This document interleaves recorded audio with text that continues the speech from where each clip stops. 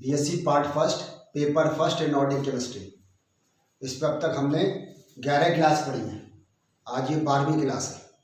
इसमें हमने बहुत सारी बातों को सीखा है। यदि पिछले क्लास की बात करें तो हमने इलेक्ट्रॉनिक कॉन्फ़िगरेशन के बारे में बात की थी।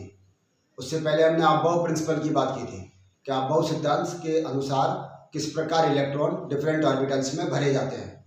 उस पर हमने Hund's rule of maximum multiplicity, Pauli exclusion principle, N+L rule और इसके अलावा हमने stability of half filled and filled orbitals की बात की थी। हमने कैसे इलेक्ट्रॉन भरे जाते हैं डिफरेंट ऑर्बिटल्स में, यह भी हमने सीखा है। आज हम बात करेंगे इफेक्टिव न्यूक्लियर चार्ज या प्रभावी नाभिकीय आवेश के बारे में बात करेंगे। तो जरा समझने की कोशिश करो। पहले तो हमें जाने कि नाभिकीय आवेश क्या है, न्यूक्लियर चार्ज क्या है। आप जानते हैं न्यूक्लियस में दो प्रकार के, मेनली वैसे तो बहुत सारे होते हैं पर मुख्यतः दो प्रकार के पार्टिकल्स होते हैं। एक होता है प्रोटॉन और दूसरा है न्यूट्रॉन। न्यूट्रॉन आप जानते हैं इस पर कोई किसी प्रकार का चार्ज होता नहीं है, तो केवल जो चार्ज बचा वो किस पर बचा, प्रोटॉन पर। इसका मतलब न्यूक्लियर चार्ज से मतलब क्या, नाभिकीय आवेश से तात्पर्य क्या है। इसका मतलब जो प्रोटॉन पर आवेश है वो न्यूक्लियर चार्ज कहलाएगा। अब उस न्यूक्लियस में जितने प्रोटॉन प्रेजेंट है वही उसका न्यूक्लियर चार्ज कहलाएगा। हम जानते हैं एक प्रोटॉन पर हम +1 चार्ज मान के चलते हैं। मान लीजिए एल्युमिनियम है और एल्युमिनियम में इसका एटॉमिक नंबर 13 है। इसका मतलब इसमें 13 प्रोटॉन प्रेजेंट है। इसका न्यूक्लियर चार्ज कितना हो जाएगा, 13 हो जाएगा, 13 हो जाएगा। ये बात समझना कोई। तो न्यूक्लियर चार्ज का मतलब क्या कि उसके नाभिक में कितने प्रोटॉन प्रेजेंट है, जितनी संख्या में प्रोटॉन उपस्थित हो वही उसका न्यूक्लियर चार्ज या नाभिकीय आवेश कहलाता है। आप जानते हैं इलेक्ट्रॉन की, किसी भी इलेक्ट्रॉन की इलेक्ट्रॉनिक एनर्जी है, इलेक्ट्रॉन की ऊर्जा, वो किसके बराबर होती है, Z²/n² के बराबर होती है। समझने की कोशिश करें। इलेक्ट्रॉन की जो ऊर्जा है वो क्या है, ये एनर्जी ये होती है Z²/n²। Z आप जानते हैं यहाँ पर क्या अभी बताया था, एटॉमिक नंबर है, न्यूक्लियर चार्ज, और n यहाँ पर क्या, प्रिंसिपल क्वांटम नंबर, मुख्य क्वांटम संख्या। जैसे जैसे हम आगे बढ़ते जाएंगे, आगे मतलब जैसे जैसे एलिमेंट हैवियर होता चला जाएगा, ये Z का मान बढ़ता चला जाएगा, परमाणु क्रमांक का मान बढ़ता चला जाता है, प्रोटॉनों की संख्या बढ़ती चली जाती है, यानी कि प्रोटॉन का आवेश बढ़ता चला जाता है। अर्थात सीधे सीधे शब्दों में हम कहें नाभिकीय आवेश बढ़ता है। बढ़ता प्रिंसिपल क्वांटम नंबर भी है, मुख्य क्वांटम संख्या का मान भी बढ़ता है, लेकिन ये उसकी तुलना में, न्यूक्लियर चार्ज की तुलना में उतना अधिक नहीं बढ़ता। तो कहने का मतलब ये है कि जैसे जैसे हम कहें कि Z²/n², जैसे जैसे Z का मान बढ़े वैसे वैसे इलेक्ट्रॉन की एनर्जी भी बढ़ती जानी चाहिए। बात को बहुत गहराई से समझने की कोशिश करो। Z बढ़ रहा है तो इलेक्ट्रॉन की एनर्जी बढ़नी चाहिए, यानी कि जैसे जैसे परमाणु क्रमांक बढ़ेगा, इलेक्ट्रॉन आगे वाले ऑर्बिटल में आता चला जाएगा, वैसे वैसे उस इलेक्ट्रॉन को निकालने के लिए ज़्यादा ऊर्जा की आवश्यकता होनी चाहिए इस नियम के अनुसार। इसका मतलब क्या हुआ कि इलेक्ट्रॉनिक एनर्जी का मान बढ़ना चाहिए, लेकिन वास्तव में ऐसा होता नहीं है। आप जानने की कोशिश करें, जैसे हाइड्रोजन की हम बात करें, यदि इसकी हम आयनाइजेशन एंथैल्पी की बात करें तो ये कितनी होती है, 1312 किलोजूल पर मोल, किलोजूल पर मोल होती है। और यदि यही हम लिथियम की बात करें तो इसकी आयनाइजेशन एंथैल्पी की वैल्यू 520 किलोजूल पर मोल होती है। होनी क्या चाहिए थी, ये तो है 1s1, ये है 1s2, 2s1। इसमें सेकंड प्रिंसिपल क्वांटम नंबर का मान 2 है, यहाँ पर नाभिकीय आवेश 3 है, यहाँ 1 है, Z की वैल्यू या Z की वैल्यू 3 है, तो इसके अधिक होनी चाहिए थी, लेकिन वास्तव में ऐसा हो नहीं रहा है। अधिक किसकी है, हाइड्रोजन की ज़्यादा है। तब फिर ऐसा क्या हुआ, जब न्यूक्लियर चार्ज ज़्यादा लिथियम का है तो फिर जो इलेक्ट्रॉन की एनर्जी है वो भी किसकी ज़्यादा होनी चाहिए थी, लिथियम की, यानी कि 2s से एक इलेक्ट्रॉन निकालने के लिए ज़्यादा एनर्जी की आवश्यकता होनी चाहिए थी, लेकिन वास्तव में हम देख रहे हैं यहाँ पर ये कितनी है, 520 किलोजूल पर मोल। वही हाइड्रोजन के लिए है 1312 किलोजूल पर मोल, इतनी अधिक है। तो ऐसा क्या हुआ, तब एक नई टर्म निकल कर आई, जिसे हम कहते हैं इफेक्टिव न्यूक्लियर चार्ज या प्रभावी नाभिकीय आवेश। इसको समझने की कोशिश करें, ये होता क्या है और ये हुआ क्यों, ये अंतर ऐसा क्यों आया। होता ये कि जब पहले के अंदर का कोई एक कोर वो पूरा भर जाता है, जैसे हम बात करें हाइड्रोजन के बाद में हम बात करते हैं हीलियम का केस, तो वहाँ पे 1s जो कोर है वो पूरा भर गया। उसके बाद इलेक्ट्रॉन लिथियम में आया 2s में, तो हुआ क्या, ये जो 2s के जो इलेक्ट्रॉन जो बाहर है उसको अंदर वाले 1s के इलेक्ट्रॉन ढक लेते हैं। तो ये जो न्यूक्लियस, इसका जो अट्रैक्शन फोर्स था 2s पर जितना होना चाहिए था, यदि ये 1s के दोनों इलेक्ट्रॉन नहीं होते, 1s पर दोनों इलेक्ट्रॉन नहीं होते, तो इन 3 प्रोटॉन का उस बाहर वाले 2s पर अट्रैक्शन फोर्स बहुत अधिक होता। लेकिन ये क्या है, ये 1s के इलेक्ट्रॉन वहाँ पर प्रेजेंट है, तो ये उसके न्यूक्लियस के अट्रैक्शन फोर्स को ढक लेते हैं, उसको आवृत कर लेते हैं, उसको स्क्रीन कर लेते हैं, उसको शील्ड कर लेते हैं। इसी शील्डिंग के कारण से, इसकी स्क्रीनिंग के कारण से, इस आवरण के कारण से बाहर वाले इलेक्ट्रॉन पर न्यूक्लियस की पकड़ कमजोर हो जाती है, यानी कि जो न्यूक्लियस का अट्रैक्शन फोर्स है वो कम हो जाता है। और इस कारण से उस इलेक्ट्रॉन को निकालने के लिए कायदे से ऊर्जा ज़्यादा देनी चाहिए, लेकिन ऐसा करने से क्या होता है, जब ये ढक लेते हैं, आवृत कर लेते हैं, तो बाहर वाले इलेक्ट्रॉन को निकालने के लिए कम ऊर्जा की आवश्यकता होती है। तो आपकी ये बात समझ में आ गई होगी ऐसा हुआ क्यों, क्योंकि अंदर वाले इलेक्ट्रॉनों ने, अंदर के जो कोर के इलेक्ट्रॉन्स हैं, उन्होंने क्या किया, न्यूक्लियस के अट्रैक्शन फोर्स को आवृत कर लिया, ढक लिया, शील्ड कर लिया, स्क्रीन कर दिया। इस कारण से बाहर वाले इलेक्ट्रॉन, जैसे जैसे हम दूर जाते जाएंगे, न्यूक्लियस से दूरी जैसे जैसे बढ़ती चली जाएगी, वैसे वैसे इलेक्ट्रॉन को निकालने के लिए कम एनर्जी की आवश्यकता होगी। क्यों? क्योंकि अंदर वाले जितने भी इलेक्ट्रॉन्स हैं, जितने भी जो कोर में डिफरेंट ऑर्बिटल्स में, जितने डिफरेंट शेल्स में जो प्रेजेंट है, वो सब क्या करेंगे, उसको न्यूक्लियस के चार्ज को ढकते चले जाएंगे। तो इस पर स्लेटर ने, जेसी स्लेटर ने एक नियम दिया, उस स्लेटर के नियम की सहायता से हम क्या करते हैं, इफेक्टिव न्यूक्लियर चार्ज निकालते हैं। तो पहले तो हम समझे इफेक्टिव न्यूक्लियर चार्ज है क्या। Effective nuclear charge,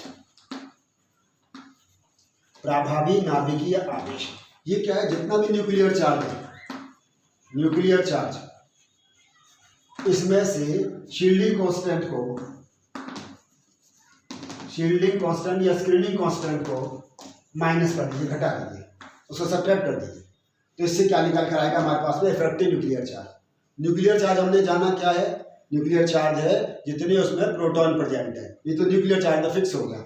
screening constant या शील्डिंग कांस्टेंट की वैल्यू आप कैलकुलेट कर लें, इसमें से माइनस कर दें, तो क्या बचेगा, इफेक्टिव न्यूक्लियर चार्ज या प्रभावी नाभिकीय आवेश बच जाता है। अब ये शील्डिंग कांस्टेंट कैसे कैलकुलेट करेंगे, उसके लिए कुछ नियम है, वो समझने की कोशिश करें।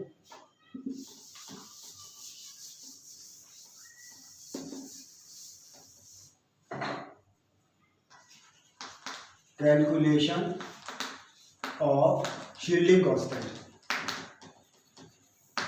शील्डिंग कांस्टेंट, इसको स्लेटर्स रूल भी कहते हैं। इसको समझे, देखो इन्होंने क्या कहा, उन्होंने कहा यदि 1s में इलेक्ट्रॉन है उसकी तो वैल्यू है 0.30, 1s में यदि इलेक्ट्रॉन है तो कितनी है, 0.30 है। यदि सेम ऑर्बिट के इलेक्ट्रॉन्स हैं, इलेक्ट्रॉन्स, तो उसके लिए वैल्यू है 0.35, उसके लिए कितनी है, 0.35। तीसरा क्या, कि यदि s और p ऑर्बिटल्स हैं, तो ये तो सेम के लिए होगा, सेम का मतलब n के लिए, और ये हो गया n-1 अंदर वालों के लिए, एक अंदर वाले के लिए, इसमें प्रिंसिपल क्वांटम नंबर की वैल्यू एक कम है, तो उसके लिए वैल्यू है 0.85।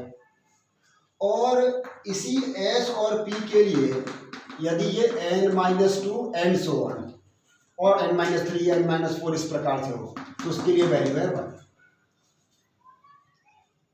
1s के लिए 0.30, सेम ऑर्बिटल्स है, प्रिंसिपल क्वांटम नंबर की वैल्यू समान है तो 0.35, प्रिंसिपल क्वांटम नंबर की वैल्यू n-1 है तो 0.85, और यदि प्रिंसिपल क्वांटम नंबर की वैल्यू n-2 या n-3 या n-4 या इससे ज़्यादा है तो 1। यदि d या f ऑर्बिटल्स हैं, f ऑर्बिटल्स, तो उनके लिए n-1 and so on, n-2 n-3 n-4 जो भी कुछ है, उसके लिए वैल्यू कितनी है, ये 1 है। तो इस प्रकार से हम कैलकुलेशन करेंगे तो बात समझ में आ जाएगी। एग्जाम्पल से बात समझे, मैं हमेशा कहता हूँ एग्जाम्पल से बात समझते हैं तो बात ज़्यादा आसानी से समझ में आती है। जैसे हम नाइट्रोजन के लिए कैलकुलेशन करें, जैसे हम कहें calculate shielding constant for 7th electron of nitrogen,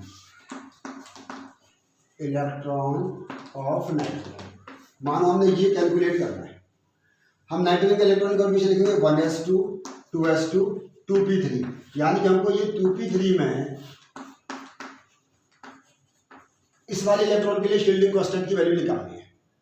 एक और बात यही ध्यान से समझ लें कि यदि बाहर के इलेक्ट्रॉन है, जैसे हम बात करें यहाँ पर इससे हम 2s की बात करते हैं या 1s की बात करते हैं, तो ये 2s के इलेक्ट्रॉन और 2p के इलेक्ट्रॉन 1s के लिए बाहर वाले इलेक्ट्रॉन हो जाते हैं। तो बाहर वाले इलेक्ट्रॉन तो ढक नहीं पाएंगे न्यूक्लियस के चार्ज को, तो यदि इलेक्ट्रॉन बाहर प्रेजेंट है तो वो किसी प्रकार का कोई शील्डिंग इफेक्ट नहीं लगाते हैं। शील्डिंग इफेक्ट कौन लगाएंगे? केवल अंदर वाले इलेक्ट्रॉन। तो यहाँ इसके अंदर वाले इलेक्ट्रॉन हम देखें तो यदि 7वें इलेक्ट्रॉन की बात करें तो 1, 2 और 3 और 4 ये इसके सेम इलेक्ट्रॉन है, इनमें प्रिंसिपल क्वांटम नंबर की वैल्यू सेम है। या ध्यान से समझने की कोशिश करें, इस पर कौन कौन से इलेक्ट्रॉन शील्डिंग इफेक्ट लगाएंगे? छठे नंबर का, 5वें नंबर का, चौथे का और तीसरे का, यानी कि 4 इलेक्ट्रॉन तो ये हो गए। और 4 का मल्टीप्लिकेशन किससे करेंगे? हमने कहा सेम का मतलब 0.35, तो 0.35 ये तो किस किस के लिए हो गया? ये हो गया 2s2 और 2p2 के लिए, ये इसके लिए, क्योंकि 7वें इलेक्ट्रॉन का निकाल रहे हैं। तो ये करने कितना आ गया? 1.40, ये कैलकुलेशन कर लिया 1.40। अब रहेगा ये 2 इलेक्ट्रॉन n-1 किस में है? ये s ऑर्बिटल में, तो 0.85। तो अब ये 1s2 के लिए करेंगे तो 2 × 0.85, तो कितना हो गया? ये 1.70। इन दोनों को टोटल कर लो तो कितना आ गया? ये 1 और ये कितना आ गया? 3.10 आ गया। तो शील्डिंग कांस्टेंट की वैल्यू कितनी आ गई? 3.10। अब हमें करना क्या है? जेड इफेक्ट निकालना है। हमने क्या कहा था? इफेक्टिव न्यूक्लियर चार्ज किसके बराबर है? ये Z-S के है, ये हमने पहले देखा था। तो Z कितना है नाइट्रोजन के लिए? 7। Z का मतलब कि न्यूक्लियर चार्ज कितना है? न्यूक्लियर चार्ज क्योंकि 7 प्रोटॉन है, और इसमें से माइनस कितना करेंगे? S मतलब शील्डिंग कांस्टेंट, वो हमने कितना निकाला? 3.10। तो 3.10 को इसको घटा दो तो ये कितना आ जाएगा? 3.90। ये इसका इफेक्टिव न्यूक्लियर चार्ज हो गया। तो इफेक्टिव न्यूक्लियर चार्ज निकालना आपको समझ में आ गया। पहले ये कैलकुलेट कर ले शील्डिंग कांस्टेंट कितना है, और शील्डिंग कांस्टेंट कैलकुलेट करने के बाद में न्यूक्लियर चार्ज में से शील्डिंग कांस्टेंट को घटा दो तो इफेक्टिव न्यूक्लियर चार्ज आ जाता है। एक और एग्जांपल लो तो बात और समझ में आएगी। जैसे इसी को रहने देते हैं, जैसे मानो हम कहें एल्यूमिनियम का 13th electron, electronic configuration 1s2, 2s2, 2p6, 3s2 और 3p1, ये 13 आ गया। 2, 2, 4, 6, 10 और 3, 13। इस वाले इलेक्ट्रॉन पर हमें क्या देखना है? इसका शील्डिंग कांस्टेंट का कैलकुलेशन करना है। प्रिंसिपल क्वांटम नंबर सेम किसमें है? केवल इसमें, इसका तो करना है। तो सेम वाले के कितने हैं? 2 इलेक्ट्रॉन है केवल। कितने किससे मल्टीप्लाई करेंगे? सेम ऑर्बिट इलेक्ट्रॉन, तो यहाँ लिख देंगे हम 2 × 0.35, ये कितना हो गया? 0.70। ये किसके लिए हो गया? 3s2 के लिए हो गया, ये पहले नंबर। अब इससे अंदर वाले कितने हैं? अंदर वाले हैं 2s2, 2p6, n-1 में, तो ये हो गया 2s2 और 2p6 के लिए कितने इलेक्ट्रॉन हो गए? 8। तो 8 × 0.85, अंदर n-1 वाले के लिए 0.85, तो ये कितना होगा? 6.80। ये इसका कैलकुलेशन आ गया। अब क्या बच गया? तीसरे नंबर पर 1s2 के लिए बच गया, और n-2 के लिए कितनी है? 1 वैल्यू, 2 इलेक्ट्रॉन है तो 1, तो कितना आ गया? 2। इसका टोटल कर लें तो 50 आ गया, और ये कितना आ गया? 9.50। 9.50 को हमने क्या कहा? जेड इफेक्ट बराबर क्या हो गया? Z-X। जेड कितना है इसके लिए? एल्यूमिनियम के लिए 30, माइनस कितना करेंगे? 9.50, तो कितना बच गया? ये बच गया 3.5। ये इसका जेड इफेक्ट की वैल्यू है।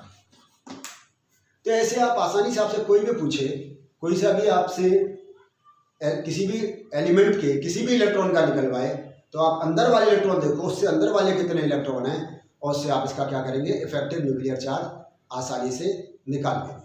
तो यहाँ ये पहला चैप्टर यहाँ खत्म हो जाता है, एटॉमिक स्ट्रक्चर। इसमें हमने बहुत सारी बातें सीखी। शुरुआत हमने डी ब्रोगली इक्वेशन से की थी, फिर डेविसन जर्मर एक्सपेरिमेंट देखा, उसके बाद फिर हमने बात की, हमने श्रोडिंगर वेव इक्वेशन की बात की, हमने इसके बाद हाइजेनबर्ग अनसर्टेनिटी प्रिंसिपल की बात की, और ऐसा करते करते डिफरेंट हम रेडियल क्वांटम नंबर और जितनी तरह के क्वांटम नंबर थे उनकी बात की, शेप्स ऑफ ऑर्बिटल्स की बात की, और उसके बाद फाइनली हमने अबव प्रिंसिपल के बाद स्लेटर्स रूल तक समझा है। तो पूरा ये फर्स्ट चैप्टर का सिलेबस यहाँ हो जाता है।